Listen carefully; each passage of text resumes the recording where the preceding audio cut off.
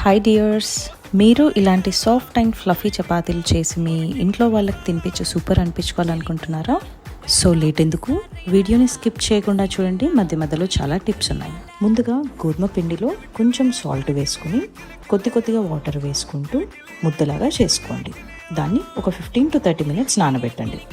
ఇలా నానబెట్టుకున్న ముద్దలో కొంచెం ఆయిల్ వేసుకుని బాగా కలుపుకోండి. తర్వాత చిన్న బాల్లా చేసుకుని పక్కన ఉంచుకోండి.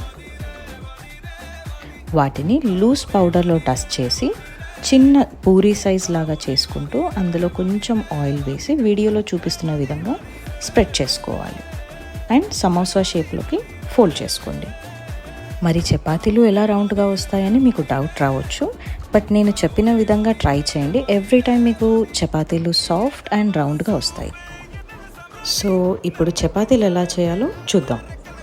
వీడియోలో చూపించిన విధంగా చపాతీలని కేవలం కార్నర్స్లోనే తాల్చుకోవాలి. ఇలా కార్నర్స్లో తాల్చుకోవడం వల్ల చపాతీలు రౌండ్గా వస్తాయి. ఇలా అన్నీ అయిపోయిన తర్వాత ప్యాన్ హీట్ అయ్యాక రెడీ అయిన చపాతీలను వేసి 2 sides ఇలా ఎయిర్ బబుల్స్ వచ్చాక కొంచెం ఆయిల్ వేసుకొని తిప్పుకోండి. చూసారా చపాతీలు ఎంత బాగా ఫ్లఫీగా అండ్ లేయర్స్గా వస్తున్నాయో.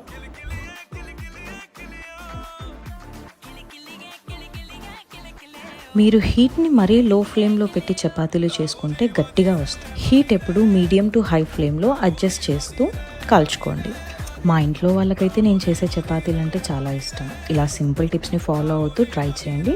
మీకు చపాతీలు నెక్స్ట్ డే కూడా చాలా సాఫ్ట్గా ఉంటాయి. చూసారు కదా డియర్స్, ఇలా చిన్న టిప్స్ ఫాలో అవుతూ ట్రై చేసి మీకు ఎలా వచ్చాయో కామెంట్ చేయండి. Thanks for watching dears. Bye.